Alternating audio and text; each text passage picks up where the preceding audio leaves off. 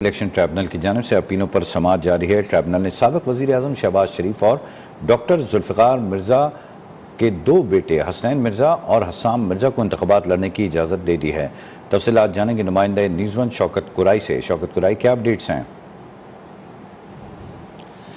دیکھیں، آروز کے فیصلوں کے خلاف جو اپیلیں تھیں وہ اب تک جاری ہیں۔ آج نواں روز ہے، اپیلوں پر عدالتوں کی جانب سے فیصلے کیے جا رہے ہیں۔ آج سب سے بڑے جو دو کیسز تھے جس میں مرزا فیملی کو سندھ سے بڑا ریلیف ملا ہے، ڈاکٹر ذوالفقار مرزا اور اس کی اہلیہ کے جو فارم تھے، نامینیشن پیپر تھے، کل وہ مسترد ہو گئے تھے، لیکن ان کے دو بیٹے جو تھے آج ان دونوں کے فارم جو ہیں بحال ہو گئے ہیں۔ ان دونوں ڈاکٹر ذوالفقار مرزا کے جو بیٹے تھے ان کے فارم بھی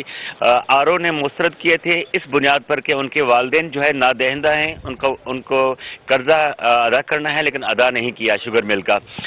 لیکن آج جب عدالت میں سماعت شروع ہوئی تو ڈاکٹر ذوالفقار مرزا کے جو دونوں بیٹے تھے حسنین مرزا اور حسام مرزا، ان کے وکیل کا موقف یہ تھا کہ یہ انڈیپینڈنٹ ہیں، یہ اپنے فیملی پر، اپنے پیرنٹس پر ڈیپینڈ نہیں کرتے، ڈیپینڈنٹ نہیں ہیں، اس لیے ان کا ان کمپنی سے نہ کوئی تعلق ہے، نہ ہی اس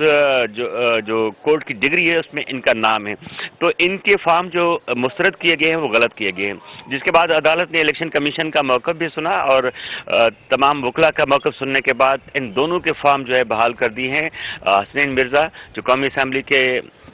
امیدوار بھی ہیں، اس کے علاوہ صوبائی اسمبلی کے امیدوار بھی ہیں، وہ پہلے بھی صوبائی اسمبلی کے ممبر رہ چکے ہیں، الیکٹڈ ممبر تھے، اور اس کے جو چھوٹے بھائی ہیں حسام مرزا وہ بھی امیدوار ہیں صوبائی اسمبلی کے، لیکن ان کے جو والدین ہیں ڈاکٹر فہمیدہ مرزا اور ذوالفقار مرزا، ڈاکٹر ذوالفقار مرزا، ان دونوں کے فارم کل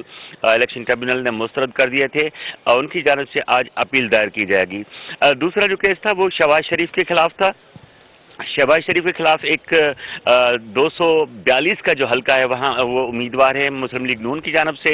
ان پر بھی اعتراض تھا پی ٹی آئی کے ایک امیدوار کا، لیکن عدالت نے ان کے بھی دلائل سننے کے بعد پی ٹی آئی کا جو موقف ہے۔ بہت شکریہ شوکت قرائی، آپ نے تفصیلات سے